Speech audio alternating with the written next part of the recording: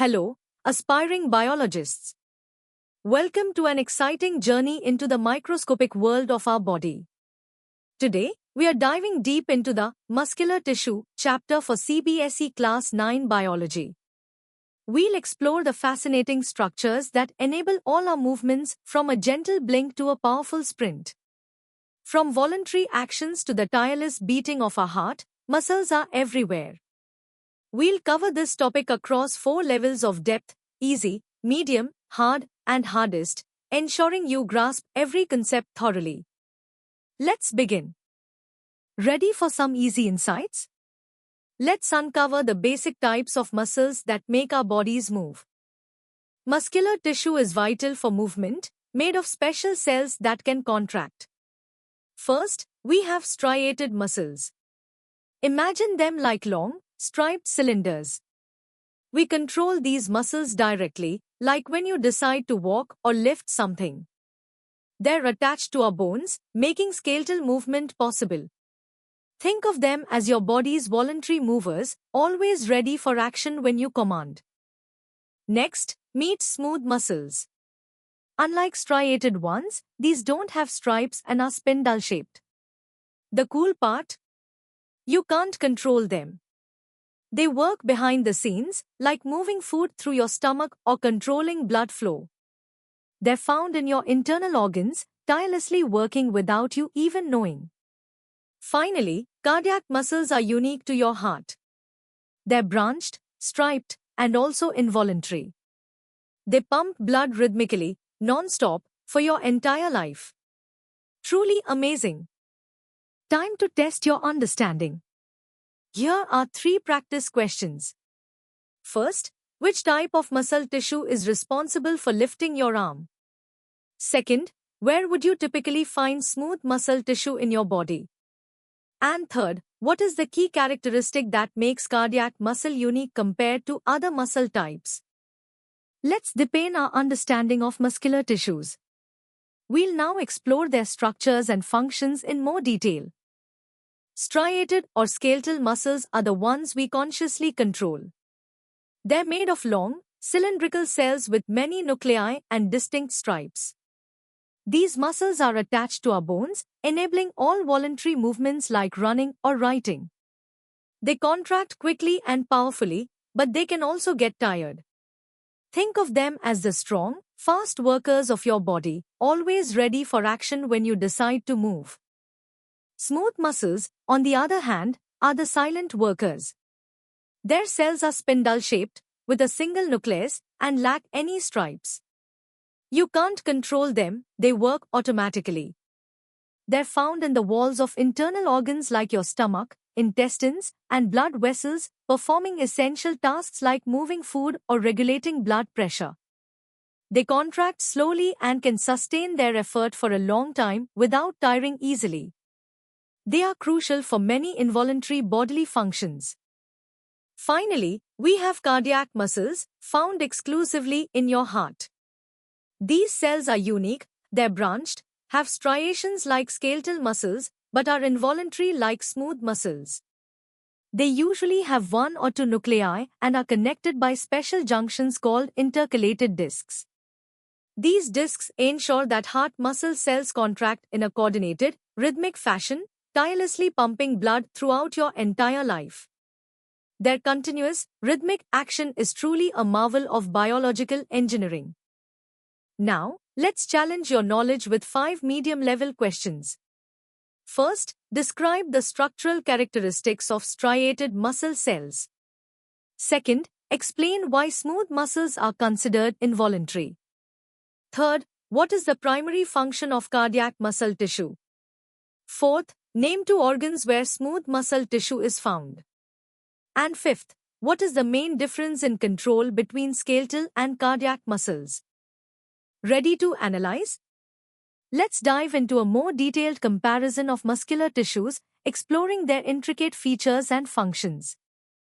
At a harder level, we delve into the detailed morphology of muscle tissues. Striated muscles are syncytial, formed from fused cells, giving them multiple peripheral nuclei and clear sarcomeric striations. Smooth muscles are composed of individual spindle-shaped cells, each with a single central nucleus, and lack sarcomeres, resulting in no striations.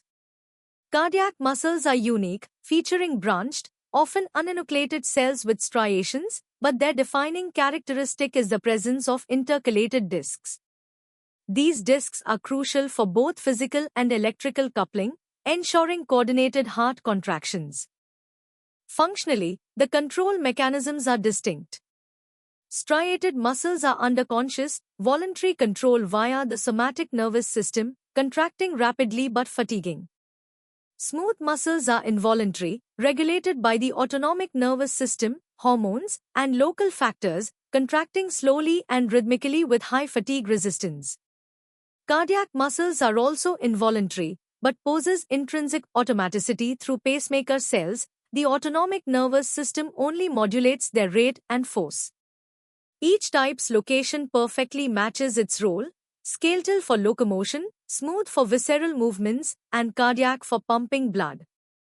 Connecting this to broader biological theories, the presence of intercalated discs in cardiac muscle exemplifies how structure facilitates function.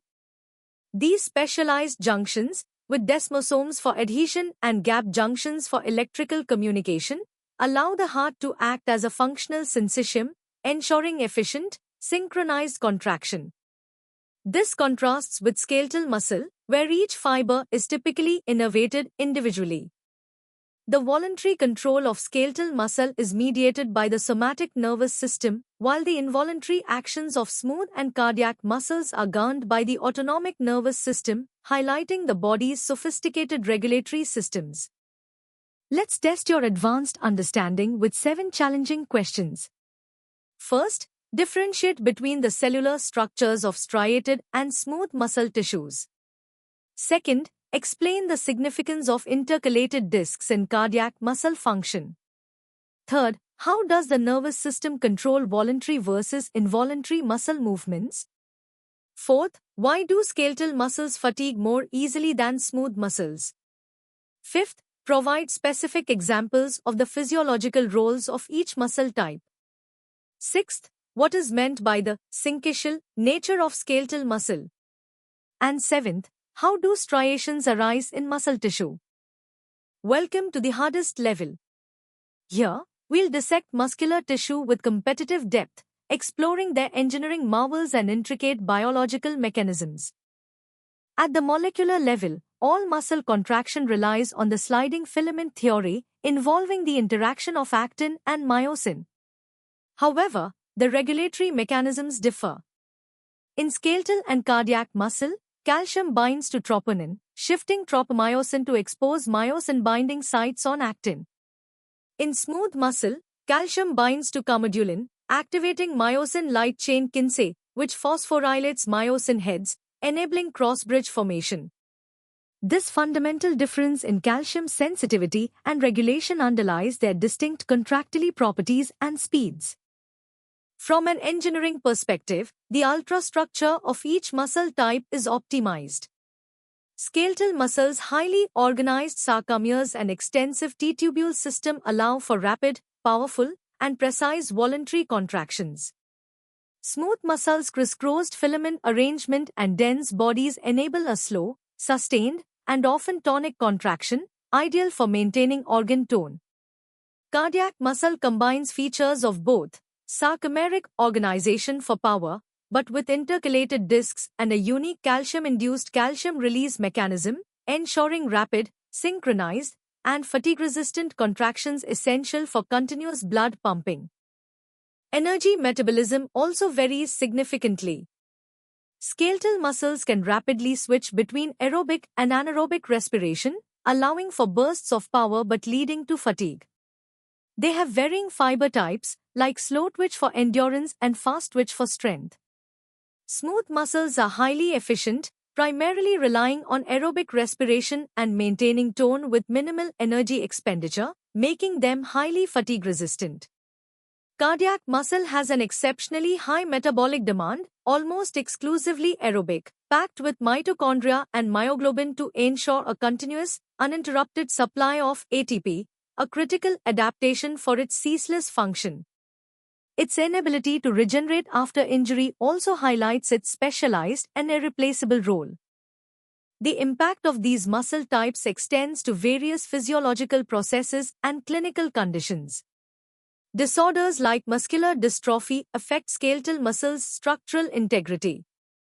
Hypertension often involves abnormal smooth muscle contraction in blood vessels. Arrhythmias and heart failure are direct consequences of cardiac muscle dysfunction. Understanding the specific receptors, ion channels, and signaling pathways unique to each muscle type is crucial for developing targeted pharmacological therapies, from muscle relaxants to antiarrhythmic drugs, showcasing the profound legacy of basic tissue biology research in modern medicine. Now, for the first 5 hardest level questions. First, explain the role of T-tubules and sarcoplasmic reticulum in striated muscle contraction. Second, describe the molecular mechanism by which smooth muscle contraction is initiated and regulated, contrasting it with skeletal muscle. Third, discuss the significance of calcium-induced calcium release in cardiac muscle. Fourth, compare the energy metabolism and fatigue characteristics of all 3 muscle types. And fifth, what are the primary differences in the arrangement of actin and myosin filaments in striated versus smooth muscle? Here are the remaining 5 hardest level questions. Sixth, how do intercalated discs facilitate the functional syncytium of the heart? Seventh, explain the regenerative capacities of each muscle type and its implications for injury repair. Eighth, discuss the neurohormonal control mechanisms for smooth and cardiac muscles, highlighting any intrinsic activities. Ninth, what specific adaptations make cardiac muscle highly resistant to fatigue? And 10th, how would a defect in the troponin-tropomyosin complex specifically impact skeletal and cardiac muscle function? And that brings us to the end of our deep dive into muscular tissue. I hope you've gained a comprehensive understanding of striated, smooth, and cardiac muscles across all levels of complexity. Remember, biology is all about understanding the incredible machinery of life. For more such engaging and in-depth educational content, visit synapse.omaps.in. Don't forget to subscribe to our channel for regular updates and to continue your learning journey with us. Keep exploring, keep learning.